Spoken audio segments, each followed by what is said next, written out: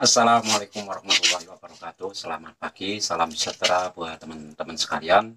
Mungkin di antara teman-teman dulu pernah mengikuti program pembayaran kompaun ataupun pernah dideportasi, kemudian masuk kembali ke Malaysia, entah lewat jalur mana, yang pasti teman-teman tidak melalui jalur resmi, itu pasti ya.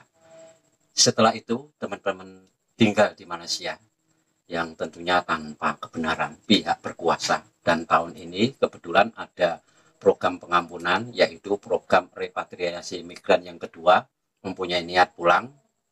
Apakah dibenarkan dan apakah tidak ditolak? Simak video ini sampai selesai. Namun sebelum saya lanjutkan, terutamanya ya bagi teman-teman yang pemula itu, saya ingatkan dan saya sarankan teman-teman mempelajari video saya karena sudah lengkap. Ya, dari yang teman-teman tidak tahu sampai teman-teman itu tahu semuanya. Sudah banyak contohnya, mereka pulang dan lancar. Saya harapkan teman-teman subscribe dan jangan lupa untuk selalu mengaktifkan tanda lonceng. Dan kebetulan sekali saya mempunyai waktu untuk mengupdate bagi teman-teman yang pernah terkena blacklist. Ya, terutama yang dulu-dulunya pernah mengikuti program pembayaran kompaun. Itu sudah pasti, teman-teman pasti terkena blacklist. Ya, tergantung kalau teman-teman itu mengikuti program pembayaran kompaun yang pengampunan seperti sekarang ini, pasti teman-teman itu blacklistnya itu RAI, ya, secara umumnya seperti itu, blacklist yang selamanya tidak dapat ditentukan, hanya Jim yang tahu. Ataupun teman-teman yang pada tahun 2023 itu ada yang terkena BLI. Nah, kemudian pada tahun ini teman-teman berencana untuk pulang. Apakah itu bisa diperbolehkan atau sebaliknya malah ditolak?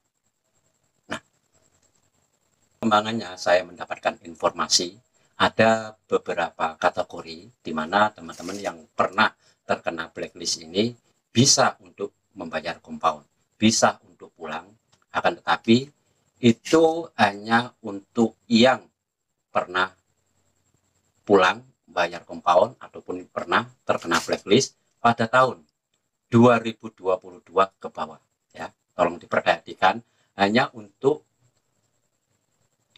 yang terkena blacklist pada tahun 2022 ke bawah. Itu membayar kompaunnya sama seperti yang kasus overstay, yaitu 500 plus 20 untuk paskasnya, ya. Sedangkan untuk teman-teman yang pernah terkena blacklist pada tahun 2023 dan pada tahun 2024 itu sebagian ada yang ditahan dan sebagian lagi ada yang diperbolehkan. Akan tetapi harap teman-teman catat untuk pembayaran kompaunnya sebesar 3.100, ya. Tolong diperhatikan, diperbolehkan untuk membayar kompaun di sebagian besar jabatan imigrasi, misalnya di Kuala Lumpur, di Kelana Jaya, di Salam, di Putrajaya, ya. Akan tapi bayar kompaunnya tidak sama. Maksimum dendanya adalah sebesar 3.100. Ya. Dan sebagian lagi info yang saya dengar, ada sebagian di Jabatan Imigrasi seberang saya, yaitu Jabatan Imigrasi Pulau Pinang, ada yang kena tahan. Jadi tolong perhatikan baik-baik buat teman-teman yang pernah terkena blacklist karena mengikuti pembayaran kompaun pada tahun-tahun sebelumnya, ataupun teman-teman yang pernah terkena deportasi, ya. Dilihat dari tahunnya, teman-teman cek dan teman-teman ingat sekali lagi teman-teman dulu pernah terkena blacklist pada tahun berapa. Jadi dengan ini fix informasi bagi teman-teman yang terkena blacklist, teman-teman tidak usah untuk ragu lagi untuk pulang, karena hanya teman-teman yang tahu teman-teman terkena blacklist pada tahun berapa.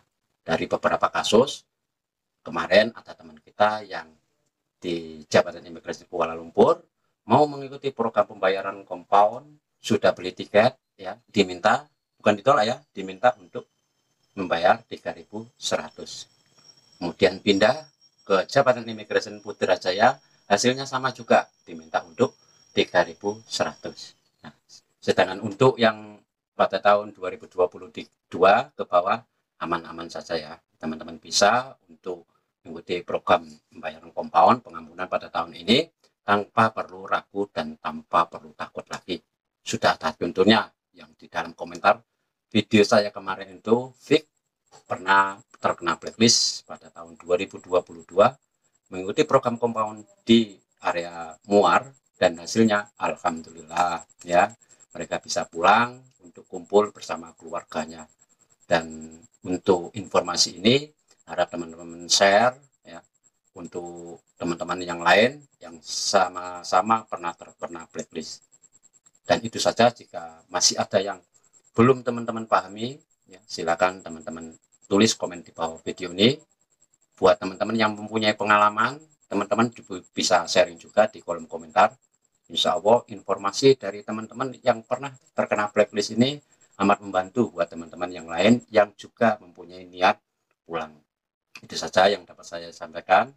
Like jika teman-teman suka akan video ini, dan tentunya kita akan jumpa kembali di video yang akan datang dengan tema dan judul yang berbeda-beda. Saya akhiri, assalamualaikum warahmatullahi wabarakatuh.